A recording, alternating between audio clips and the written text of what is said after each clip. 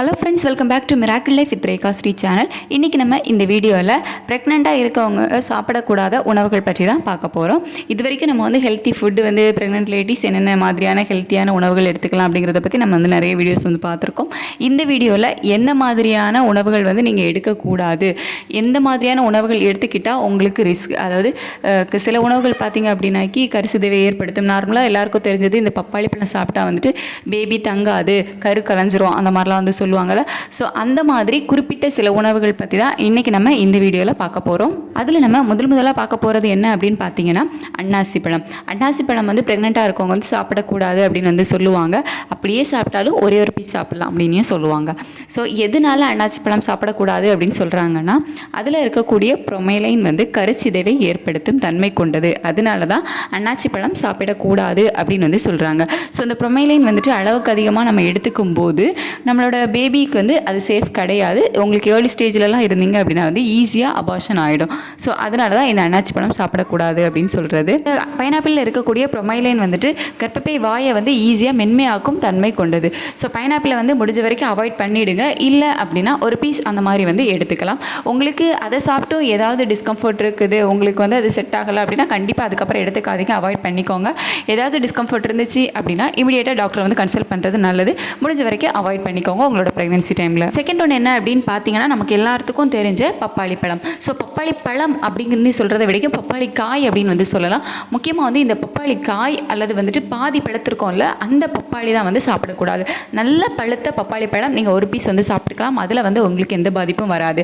But இந்த பப்பாளி காய், பாதி பழுத்த பப்பாளி, இதெல்லாம் நீங்கள் சாப்பிடும்போது அந்த பப்பாளியில் பப்பாளி காயிலெல்லாம் பார்த்தீங்க அப்படின்னா பப்பைன் அப்படிங்கிற ஒன்று இருக்கும். ஸோ இது யூட்ரஸை சுருக்கும் தன்மை கொண்டது. ஸோ இதனால உங்களுக்கு கருச்சிதைவு ஏற்படவும் வாய்ப்புகள் அதிகம். ஸோ கண்டிப்பாக நீங்கள் ப்ரெக்னெண்ட்டாக இருக்கீங்க அப்படின்னா பப்பாளி காய், பாதி பழுத்த பப்பாளி, இதெல்லாம் கண்டிப்பாக அவாய்ட் பண்ணிவிடுங்க. நல்லா பழுத்த பப்பாளி ஒரு பீஸ் வேணால் எடுத்துக்கலாம். முடிஞ்ச வரைக்கும் ப்ரெக்னன்சி டைமில் இந்த பப்பாளியை ஃபுல்லாக அவாய்ட் பண்ணுறது நல்லது. தேர்ட் ஒன் என்ன அப்படின்னு பார்த்தீங்கன்னா காய்ச்சாத பால். பசும்பால் ரொம்ப நல்லது, ஆட்டுப்பால் ரொம்ப நல்லது அப்படின்னு சொல்லிட்டு நம்ம அப்படியே எடுத்து காய்ச்சாத பாலை குடிச்சிங்க அப்படின்னா அதுவும் உங்களோட கருவளர்ச்சியை பாதிக்கும். ஏன்னா காய்ச்சாத பாலில் நிறைய பாக்டீரியாஸ் இருக்கும். ஸோ இந்த பாக்டீரியாஸ் எல்லாம் பார்த்திங்க அப்படின்னா பேபியை பாதிக்கிறதுக்கான வாய்ப்புகள் அதிகம். ஸோ கண்டிப்பாக நீங்கள் காய்ச்சாத பால் எடுத்துக்கவே கூடாது. நல்லா காய்ச்சி அதுக்கப்புறம் அந்த பாலை குடிக்கலாம், அது ப்ராப்ளம் கிடையாது. பட் காய்ச்சாத பாலை நீங்கள் கண்டிப்பாக அவாய்ட் பண்ணிடணும் உங்களோட ப்ரெக்னன்சி டைமில். காய்ச்சாத பாலில் லிஸ்டேரியா அப்படிங்கிற பாக்டீரியா இருக்கும். இது உங்களோட கரு வளர்ச்சியை பாதிக்கும். ஃபோர்த் ஒன் என்ன அப்படின்னு பார்த்தீங்கன்னா ஹை மெர்க்குரி ஃபிஷ், அதிக பாதரசம் நிறைந்த மீன்கள்.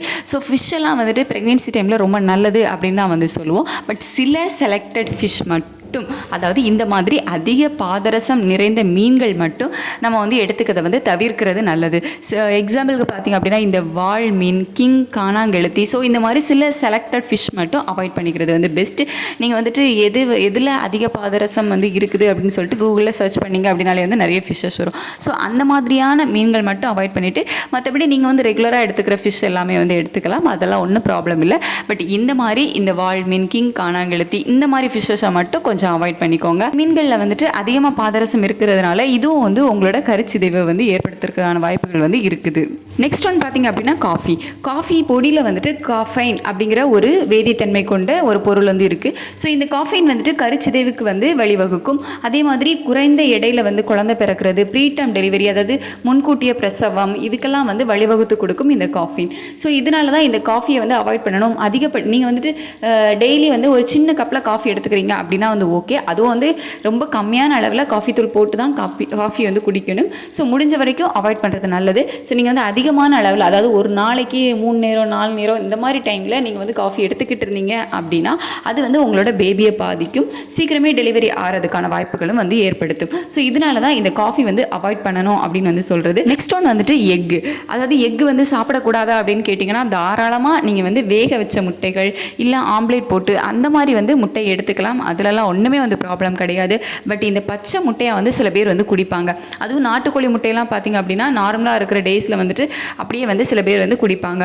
ஸோ அந்த மாதிரி பச்சை முட்டை குடிக்கிறத மட்டும் உங்களோட ப்ரெக்னென்சி டைமில் கண்டிப்பாக நீங்கள் வந்து அவாய்ட் பண்ணிக்கணும். நல்லா சமைச்சு, அதாவது நல்லா வேக வச்சு அந்த மாதிரி வந்துட்டு நீங்கள் எடுத்துக்கலாம். பச்சை முட்டையை வந்து கண்டிப்பாக அவாய்ட் பண்ணிவிடுங்க.